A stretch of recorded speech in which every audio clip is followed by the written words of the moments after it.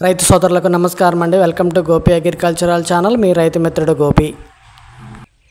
నేను ఈ వీడియోలో వరి నారు బలంగా ఆరోగ్యంగా రావాలంటే ఏం చేయాలన్నది ఈ వీడియోలో క్లుప్తంగా వివరిస్తానండి. వీడియో స్కిప్ చేయకుండా చివరి వరకు చూడండి. అలాగే మా ఛానల్లో ఎవరైనా కొత్తగా వీక్షిస్తుంటే తప్పకుండా సబ్స్క్రైబ్ చేసుకోండి. వీడియోలోకి వద్దామండి.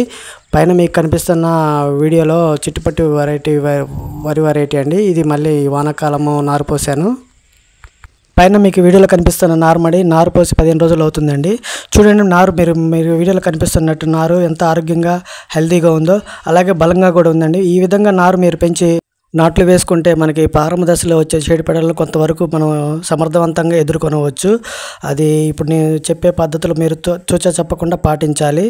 ఎకరం నారుమడికి 2 గుంటలు దమ్ చేసుకొని దాంట్లో 2 కేజీలు 20-20-0-17 కానీ లేక 28-8-0 కానీ వేసుకోవాలి. అలాగే దాంతోపాటు 1 కేజీ పొటాష్ వేసుకోవాలి. పొటాష్ వేసుకొని మనం దమ్ చేసుకోవాలి. దమ్ చేసుకున్న తర్వాత ఈ సన్నగింజ అయితే 15 కిలోలు, లావు గింజ దొడ్డు గింజ అయితే 25 కిలోలు, అలాగే బీబీటీ లాంటివి అయితే 30 కిలోల చొప్పున కొంచెం పలచగా చల్లుకోవాలి.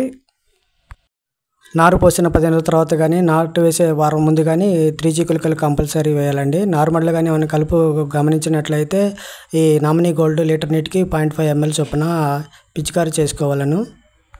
రైతు సోదరులు ఇప్పుడు చెప్పినవన్నీ పాటించినట్లయితే మీకు నారు ఆరోగ్యంగా హెల్తీగా ప్లస్ మీకు బలంగా నారు వస్తుంది. రైతు సోదరులు మా ఛానల్లోని వీడియోలు వీక్షిస్తుంటే తప్పకుండా లైక్ చేయండి, అలాగే సబ్స్క్రైబ్ చేసుకోండి. మీకు ఏమైనా సందేహాలు ఉంటే కామెంట్ సెక్షన్లో తెలియజేయండి. కామెంట్ సెక్షన్లో ప్రతి వీడియోలో నా ఫోన్ నెంబర్ ఉందండి, మీరు కాంటాక్ట్ అవ్వచ్చు నాతో. అలాగే షేర్ చేయండి మా వీడియోలు. Thank you for watching. Thank you.